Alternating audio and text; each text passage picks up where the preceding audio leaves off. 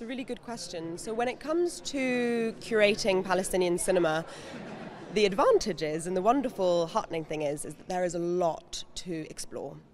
And not just historic things, but more films are coming out of Palestine and also by the Palestinian diaspora all the time.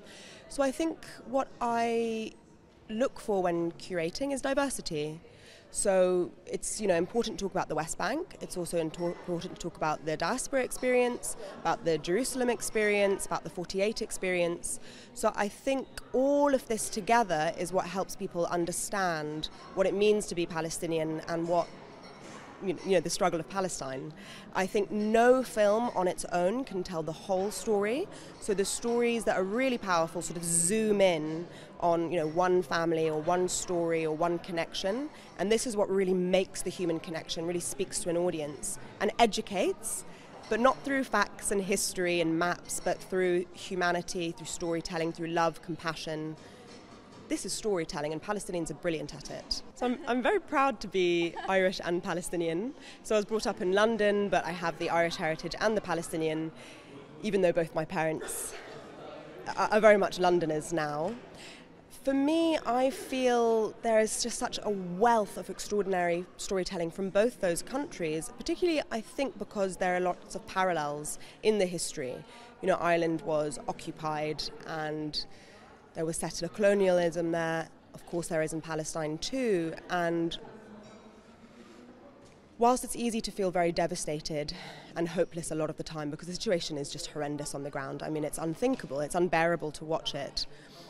One thing that does come out of these very dark days is very urgent and empowering and important storytelling.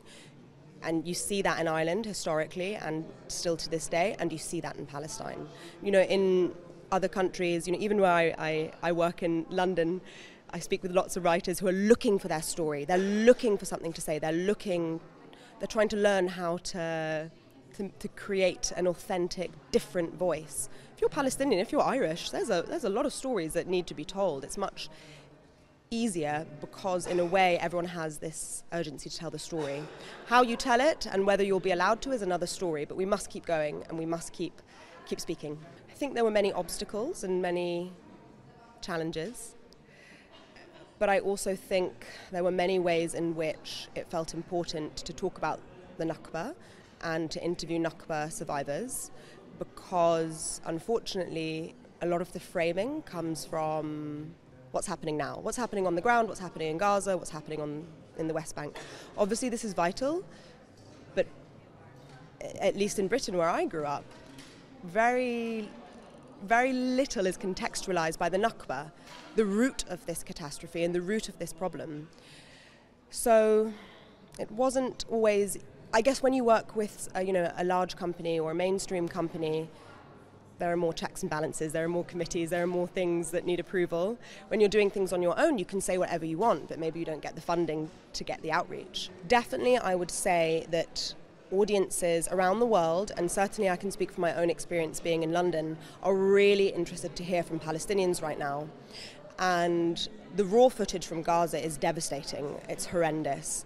It's important that it's shared. It's important that it's saved and archived and used as testimony and evidence. That should be a top priority, of course. But then what happens after that? What happens once you've had your eyes open and you are aware that this is a giant catastrophe and a huge human rights issue and a social justice cause? What do you do then? Where do you turn to?